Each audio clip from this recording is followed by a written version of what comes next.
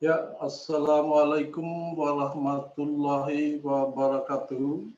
Waalaikumsalam warahmatullahi wabarakatuh. Pertemuan kali ini adalah pertemuan ke-6 dari mata kuliah pemrograman berorientasi objek, di mana pada pertemuan hari ini kita akan membahas tentang input-output dengan event handling.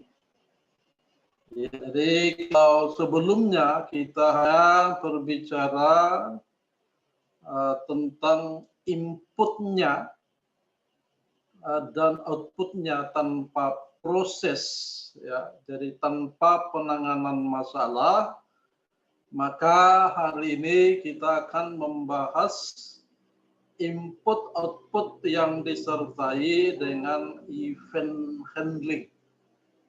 Maka materinya terdiri dari pertama adalah event handling dengan pada dialog box.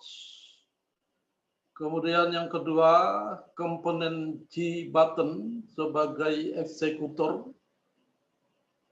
Yang ketiga adalah event handling pada komponen G label. Dan yang terakhir adalah event handling pada komponen J text file.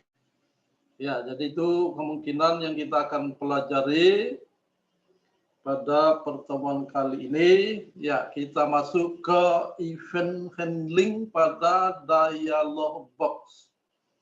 Ya, jadi sesungguhnya di pertemuan atau di perkuliahan yang lalu, ya kita sih sudah sedikit menyinggung tentang event handling ini, terutama itu ketika kita menggunakan yang namanya G option pane. Ya, di G option pane itu sendiri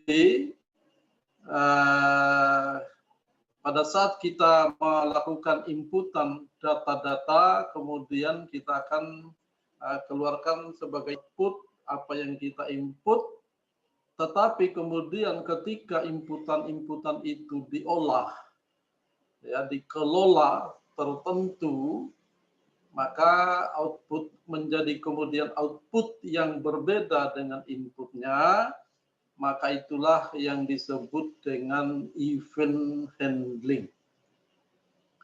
Jadi event handling ini atau penanganan kejadian, ya, penanganan peristiwa kalau diterjemahkan secara letter-letternya bahasanya, yaitu prosedur untuk mengontrol proses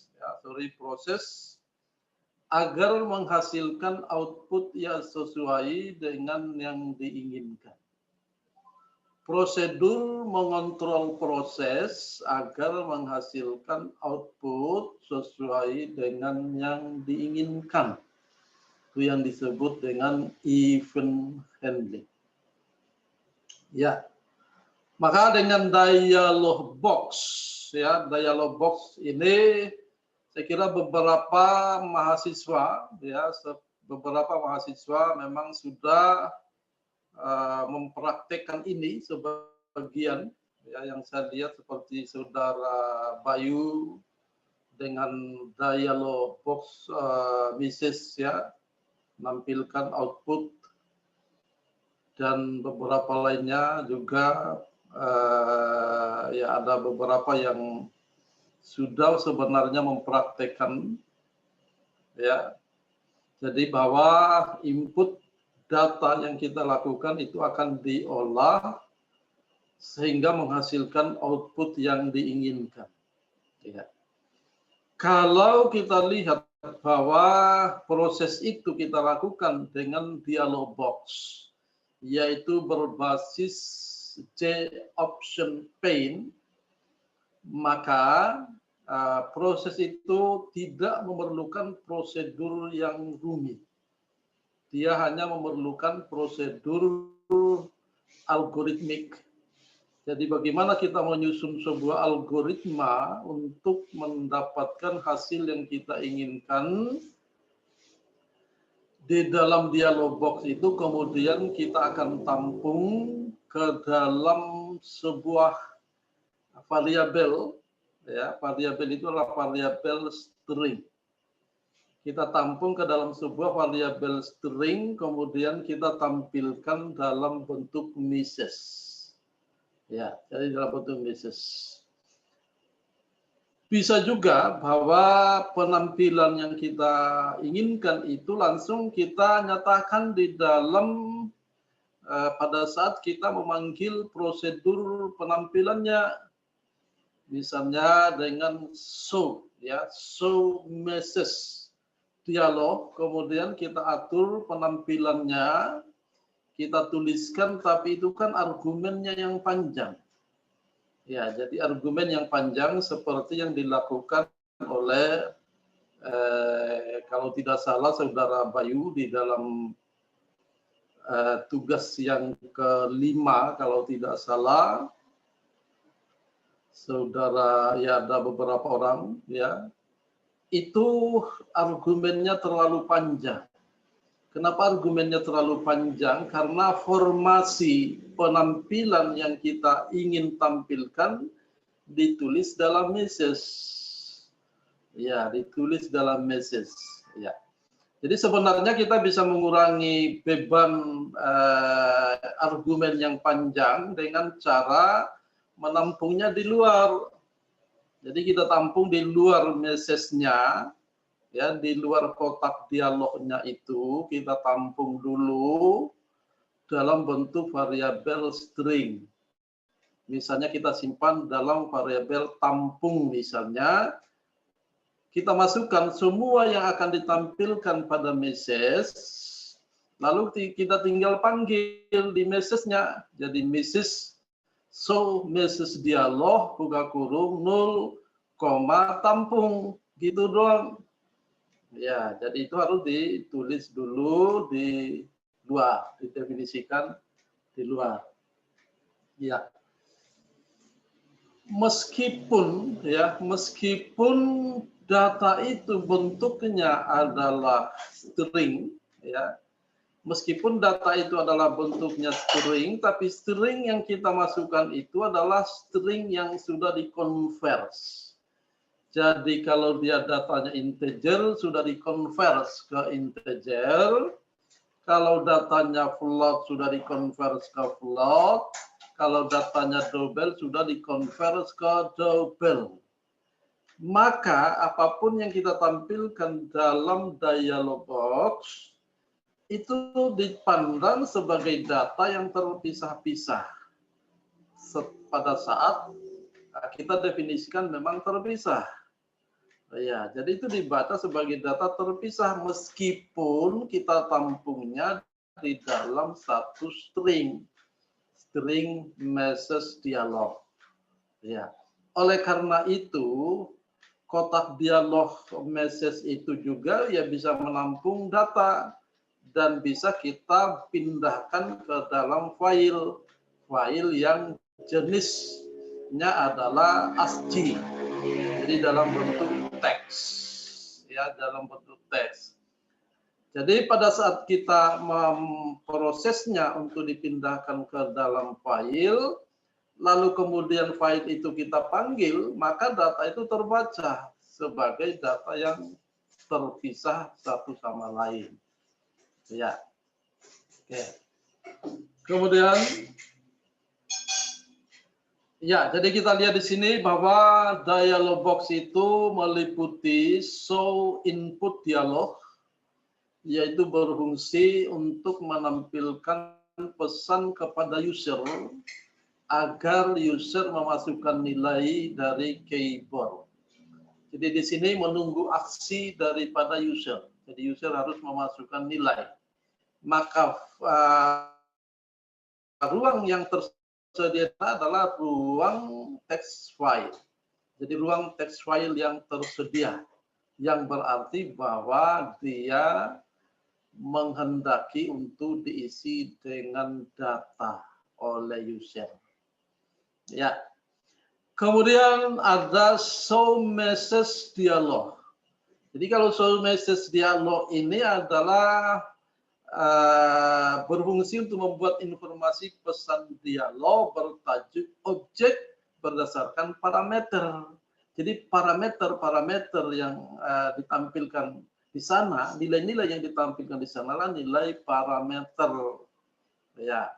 Tapi dia tidak dalam bentuk text file. Bentuknya ia adalah seperti label. Jadi bukan text file, jadi label. Jadi tidak tersedia ruang kosong khusus, tetapi dia tersedia mengisi ruang, mengisi dialog box. Ya, jadi dia bentuknya adalah label. Jadi meskipun dia label, tapi data itu terpisah satu sama lain selama didefinisikan terpisah.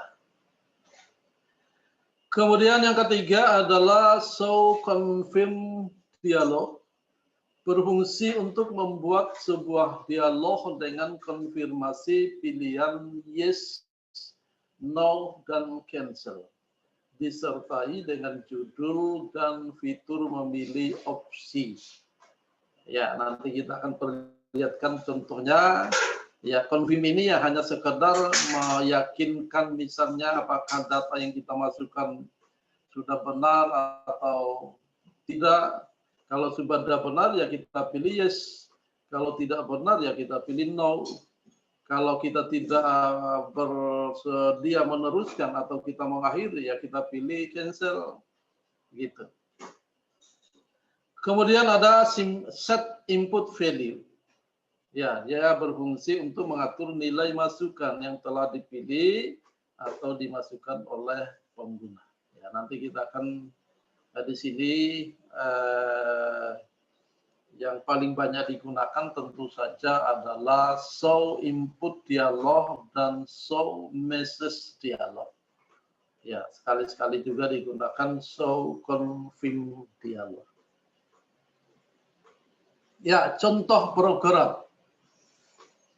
Jadi kita lihat sebagaimana saya jelaskan di pertemuan yang lalu, kalau tidak salah, bahwa kotak dialog itu hanya menerima satu data. Ya, jadi kalau itu adalah kotak dialog input, maka yang kita input hanya satu jenis data. Kalau itu adalah satu kotak dialog konfirmasi, maka kita hanya menerima satu konfirmasi, atau hanya kita menampilkan satu konfirmasi. Dan kalau kotak dialog itu adalah kotak dialog pesan atau message, maka kita hanya bisa menampilkan satu pesan. Tapi triknya untuk kita memiliki trik algoritma. Artinya bahwa kita punya cara, meskipun yang ditampilkan adalah satu pesan, tetapi kita punya cara untuk menampilkan lebih dari satu data. Itu seperti yang dikerjakan oleh beberapa yang sudah bikin ya di tugas yang lalu, yang meskipun saya belum minta, tapi mereka sudah bikin, bahwa bisa menampilkan nama depan, nama belakang, umur, alamat, dan seterusnya. Itu artinya lebih dari satu data. Dan itu memang dinilai lebih dari satu data, bukan dalam satu string. Meskipun kita tampung ia dalam satu string. Jadi kita lihat bahwa pertama-tama kita harus import javax.swing.jOptionPaint. Ya, saya kira tidak masalah, sudah dikerjakan. Kemudian saya sebut nama kelasnya adalah salam JOP1, public static void main string args. Ya, pertama-tama karena saya ingin mengisi hasil, ya, jadi pada saat kita akan menampilkan hasil, kita butuh satu variabel. Jadi kalau variabel inputnya kita sebut dengan string bil1, yang kemudian dikonversi. Jadi variabel input pertama namanya string sbil1. Ya, sbil1 yang kemudian dikonversi menjadi integer ke dalam bil1. Maka saya tulislah in bil1 sama dengan integer dot parse in, yaitu sbil1. Jadi sbil1 dikonversi ke bil1 menjadi integer. Ya. Kemudian sbil2, variabel kedua namanya sbil2 yang dibaca sebagai string kemudian dikonversi menjadi bil2 sebagai integer.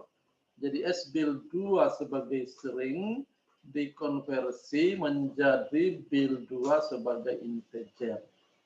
Maka dibacalah dua data ini masing-masing sebagai integer. Ya. Ketika saya tulis bahwa bil3 sama dengan bil1 tambah bil2, itu artinya bahwa kita harus mengalokasikan lagi satu tempat namanya bil3 untuk menampung hasil jumlahan antara bil1 tambah bil2. Tapi karena bil3 ini adalah bilangan yang akan diisi dengan bilangan yang dikonversi, jadi nilai-nilai yang sudah dikonversi, maka dia harus diinisialisasi. Jadi diinisialisasi karena prosesnya adalah penjumlahan, karena propagasinya adalah penjumlahan, maka inisialisasinya 0 supaya tidak mempengaruhi penjumlahan. Tapi kalau propagasinya adalah kali, maka inisialisasinya harus 1 supaya tidak mempengaruhi perkalian. Atau kalau dia bil1 dan bil2 itu tetap sebagai string, misalnya sbil1 dan sbil2, maka bil3 itu sebagai string, kita harus inisialisasi dengan petik ganda, titik koma. Jadi harus ada inisialisasinya. Maka ketika saya konfirmasi, jadi saya tulis in conf sama dengan j option pane show confirm dialog. Jadi saya akan meminta konfirmasi apakah data yang kita masukkan dari keyboard ini sudah yakin seperti itu atau tidak. Maka dikonfirmasi dengan Anda yakin. Maka pilihannya ada 3. Anda yakin, pilihannya ada 3, yaitu yes, no, dan cancel. Ketika kita pilih yes, maka proses ini akan dikerjakan. If conf sama dengan j option pane dot yes underscore option bil3 sama dengan bil1 tambah bil2. Jadi ketika kita pilih yes, maka ini dikerjakan. Bil3 sama dengan bil1 tambah bil2, yaitu berapa nilai yang kita masukkan dari permintaan untuk mengisi string pertama, variabel string pertama, dan berapa nilai yang kita masukkan dari permintaan untuk mengisi nilai variabel string yang kedua, maka itu kemudian masing-masing dikonversi lalu dijumlahkan. Ya, dijumlahkan, maka dapatlah hasil penjumlahan. Operasi ini bebas, ya. Jadi bebasnya itu maksudnya bisa aritmetik, bisa matematik, bisa aritmetik, bisa matematik, ya. Bisa incremental, bisa dekremental, bisa perpendekan dan lain-lain. Ya. Semua operasi bisa dikerjakan di sini. Maka kemudian ditampilkanlah J option pane dot show message dialog buka kurung 0, ya. Jadi perlu diperhatikan di sini bahwa kita tidak bekerja di ruang feedget, ya. Kita tidak bekerja di ruang frame. Kalau kita bekerja di ruang frame, maka ini harus frame. Ya, maka ini harus frame.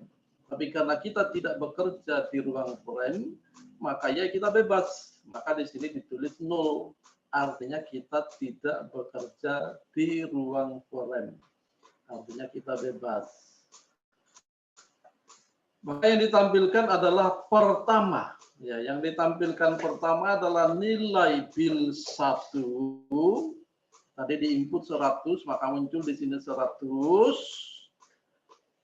Disusul dengan karakter tambah, ya, disusul dengan karakter tambah, ya, karakter tambah, disusul. Jadi tambah itu, tambah yang ini artinya disusul, sedangkan ini karakter, ya, karena di antara dua petik ganda. Disusul dengan nilai yang kita masukkan untuk variabel bil 2, yaitu 550. Maka ditulis di sini 100 tambah 550 sama dengan, ya, ditambah hasil tambahannya berapa, yaitu 650. Itu hasilnya. Ya, itu adalah event handling. Ya, action event-nya itu adalah dengan oke, yes, no, cancel. Oke, berarti kita akan keluar, gitu. Ya. Kemudian komponen J button sebagai eksekutor. Ya, saya kira sudah cukup kalau sudah belajar pemrograman visual, ya, visual basic. Itu sudah kenal itu yang namanya J button. J button itu adalah eksekutor. Ya, artinya berfungsi tombol on off. Ya, jadi kalau kita klik maka proses dilaksanakan. Ya, unjuk kerja dari yang didefinisikan setelah itu dilaksanakan. Ya. Maka di sini ya J button, ya, J button adalah salah satu komponen pada paket JavaX Swing sebagai interface tombol untuk mengeksekusi event handle. Kemudian komponen J button tidak bisa berdiri sendiri, tetapi harus berada di dalam J frame. Maka biasanya juga kita menggunakan nama kelas extends J frame. Itu kalau kita langsung menggunakan kelas JFrame sebagai induknya, ya. Kita tapi di sini kan kita belum belajar namanya inheritance, ya. Kita belum belajar inheritance, jadi ya kita tidak menggunakan kata-kata extends. Extends itu adalah inheritance, pewarisan. Kita membuat sebuah pewarisan. Maka di sini ya kita bikin sendiri. Ya, jadi JFrame didefinisi sendiri, J button definisi sendiri, J label didefinisi sendiri, J